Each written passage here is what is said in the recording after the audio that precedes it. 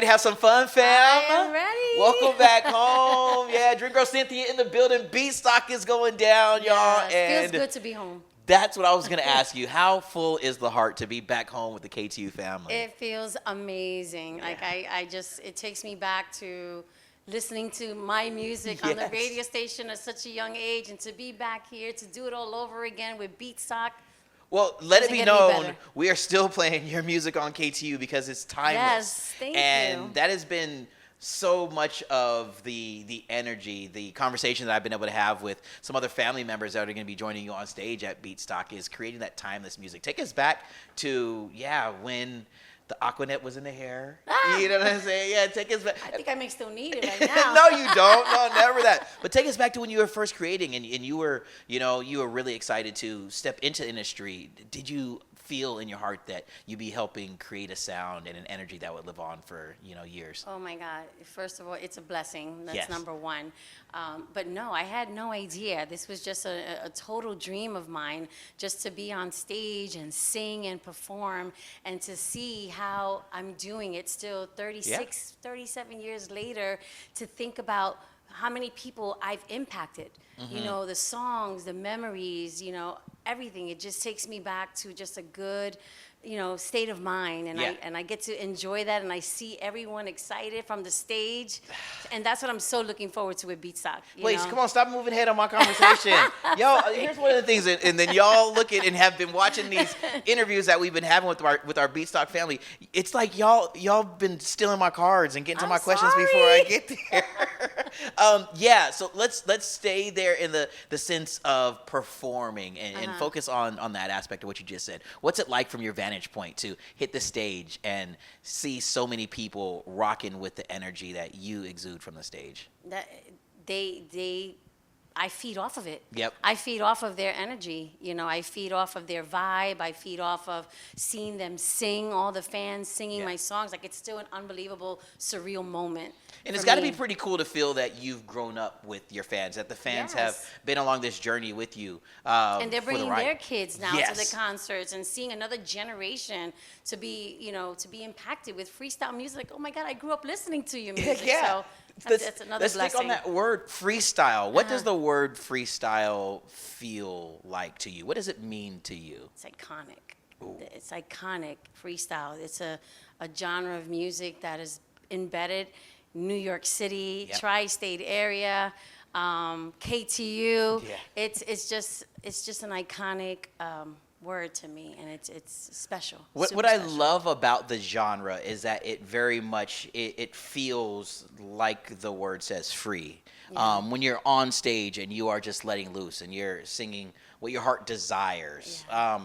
When you were first creating, these songs, is that this place that you were creating from? Like, where did some of these stories come from? How did you and Johnny O, what I'm saying? Where A did lot of it? people think that these songs are like my personal stories, Yeah. but honestly, I actually collected and listened to a lot of stories from friends. Dope. Yeah, and then, just took those stories and created songs, Change on Me, Okay. Endless Nights, Deep of Heart. So yeah, it was someone else's story. But it's okay because what it was able to But it was do to you relatable. in your heart, it was a way that you were able to take someone else's story and make it your own. And Yes. fans who were able to hear these songs are able to relate the way that they're, and that's what's really amazing about music when it hits and when it connects.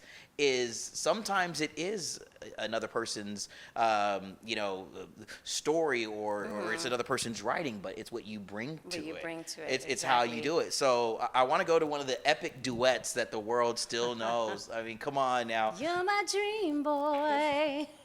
Hold on for a second. Did you just get goosebumps? We got Marissa behind the camera here. Holy The cow. famous freestyle duet, Yeah, yes, with my that's it. co-label mate Johnny O, yes. That story. How Wow. fun was it to be there at the moment, but also still to see this song be something that so many people know and love?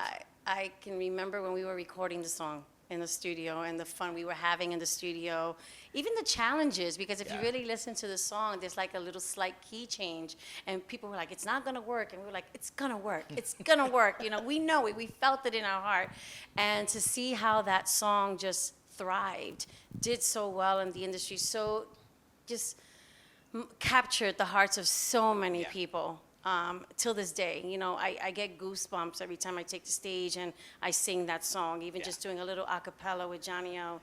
Just a little bit amazing. that you gave us a couple of seconds ago.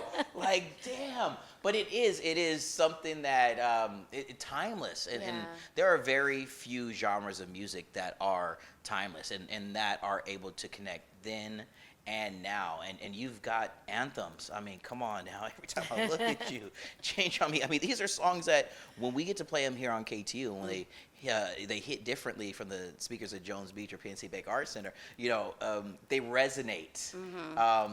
And I mean, tell us a little bit about Change on Me. Like, come on, like, what other story? I know there's lots that we can go through, but that's another iconic anthem. Yeah, Change on Me. I remember co-writing that song when I was 17. Wow. So I remember I used to work in the city at Bloomingdale's, and I used to, get to work, and while I was taking the train into the city, all I had was the hook. Why did you have to change on me? And the melody, that's it. And I couldn't think of anything else, but every time I took the train to work, another lyric came to me, another line came to me, and that's the birth of Change on Me. That's the story on my way to work to Bloomingdale's. What train was it? Were you on the one? Were you on 6? On the 6. Whoa! To know that you were able to create anywhere, is that still a part of? I don't know if you're still itching, but when you're just bouncing around the house, when you're on a flight, putting in them miles, coming back and forth between here and Florida, like, do those ideas and concepts still pop up? It's funny you say that because my boyfriend and I, every time we're in the car, going to a show or anywhere we're driving, it's like the creative minds, the juices start flowing because, he's just as creative, probably more than me, but we just bounce off each other, the ideas, and, now we're working on an album that's a little hush-hush. Oh, not so much. Not so hush-hush. Okay. To be able to create now, what are some of the different challenges? What are some of the things that you're excited to implement into a little bit of the new music that you're working on now? I'm trying to venture out into just a more mature sound, but I'm also looking to make the album more of a story, a journey, from when I started at the age of 18 to where I am now, how I've grown in the industry, what I've learned, the stories that I want to be able to bring in the album. And I think that's what's going to be so magical about it. The world will be there for it. KT will be there for it. So, that's all. We're going to put a cap on that part of the conversation, just so that way we don't give away too many spoilers. 103.5, the Beat of New York. See, okay. Now you coming for my job too? Hold on. Come on. I'm coming for you.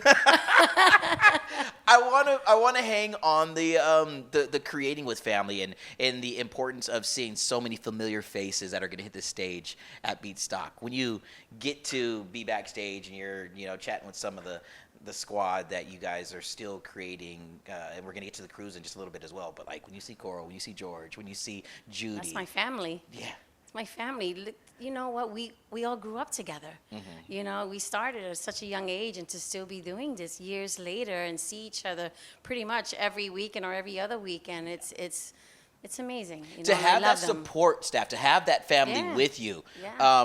How important is that for artists now who think that they can maybe create all on their own? Maybe they can set up and no shade to anybody, no disrespect to anybody who can set up a studio in their room and just do it self-funded, one iPhone, whatever your tech is. But to have those peers that have then become brothers and sisters to you, how important is that to have that tribe? Extremely important. It's all about unity. Yep. A win for one is a win for all. We all help each other. We're all there for each other. We all bond together, and it's a great support team.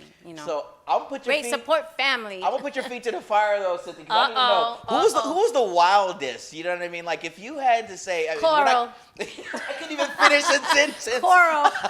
I'm gonna get him. No, he's the prankster. Yeah. He is such a prankster. He's so lovable, but such a prankster. Could I tell you the moment that he sat in that same very chair and we connected? It was my first time meeting him in real life, and I kind of asked him the same question, and he said, "Some secrets will never be told." Very true to who he is. But Yes. I'll tell you, when we were running around the building and bumped into Astra and Wendy Wild, I'll tell you, he let his hair down, and it was a whole other situation outside of the studio. You got to see the real Coral, right? I know. know. That's got to be so fun, and I want to segue that into the cruise, the freestyle cruise that's popping up here. I know it's setting sail early February, I think. February 7th to the Yeah. 15th. Let's talk a little bit about that. Let's go. Yeah, that is my baby. So we started the cruise about 7 years ago. Dream Girl Cynthia Freestyle Cruise, and wow, it was just an idea of bringing freestyle to the seas, you know, and having the support of the fans and seeing the platform of the cruise just continuously grow. I mean, we are literally at about 1,000 guests now coming up in February, and we got something big planned with that too. You already spilled one secret during this conversation. Don't say too much. I can't spill anymore. Lips are sealed.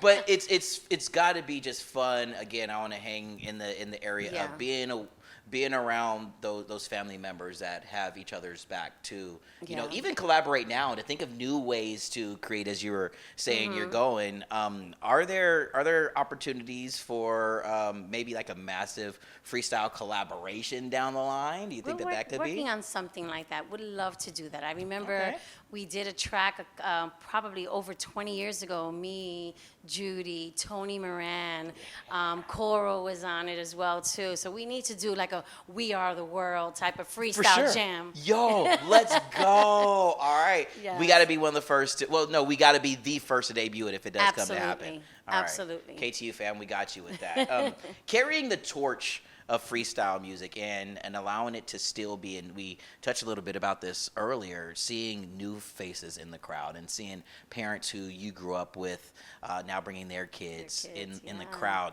carrying that torch for the sound. Is there a sense of responsibility there, or do you just get out, be your best self, and just have fun and just feel super blessed that you are able to still be able to, and that you are carrying the torch for a sound that, you know, define a generation? Yeah, you said it best right there. It's all about just continuing what I'm doing and just staying blessed and being blessed, and to be able to keep that same energy and vibe on stage, because, you know, I'm sure their parents were home cleaning to the music, having that same energy, and, you know, nothing different. You know, it's all fun. Yeah, all fun. Yo, that's exactly where my heart goes, was hearing mom and dad, you know, in the background. The vacuum was on, you know, just faintly in the background. You were always hearing these powerful synths, these beats, but then also watching the family and even me getting into it and just kind of just dancing about. Yeah. Before you came in here, we were just, you know what I'm saying, getting the bop on. Like, it's that thing that not a lot of sounds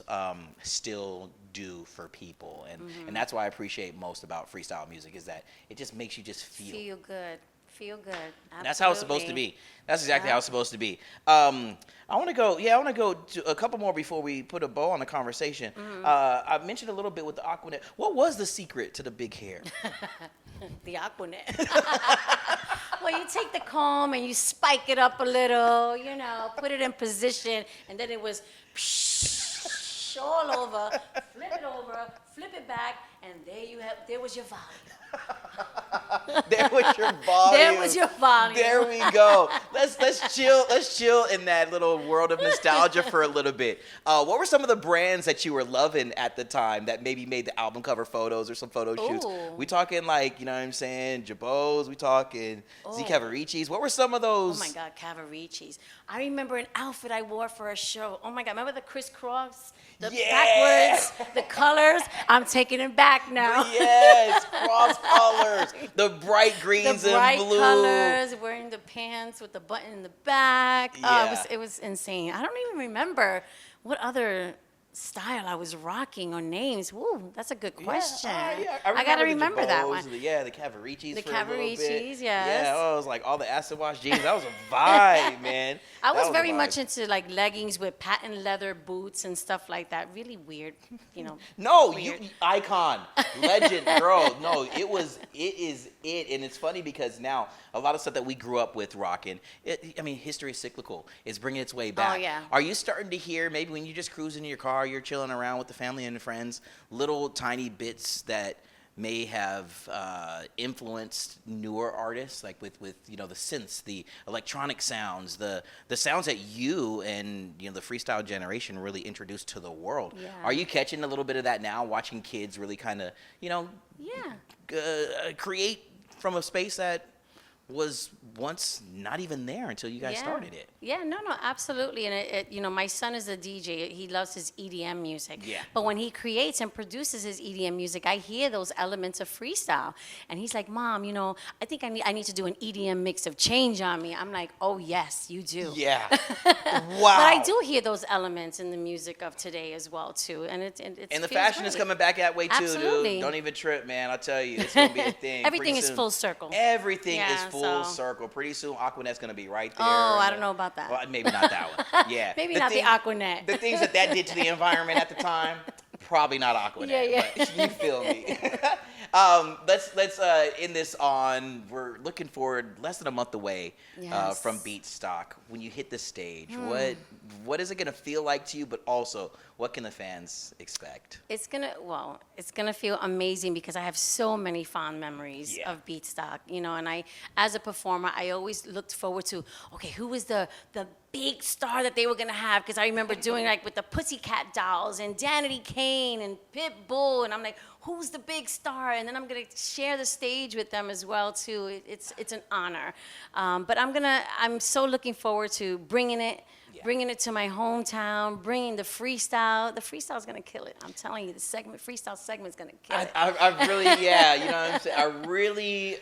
I think if someone's We're gonna gonna steal bring the it. show, yeah.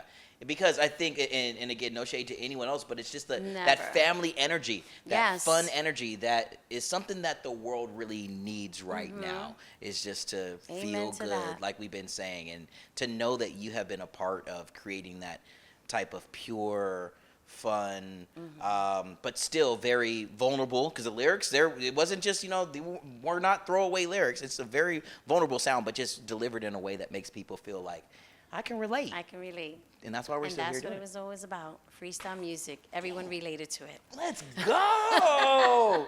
Well, we look forward to you hitting the stage. Also, to anybody who's already hopped online and got the tickets for the cruise. I know every time I see Judy rolling around here, we about to go in, Max. We about to go in. It's just, it really feels right. And for this to be my first KTU Beatstock, am super excited just to, I don't know, really fully feel indoctrinated into the family. And thank you for receiving me with open arms.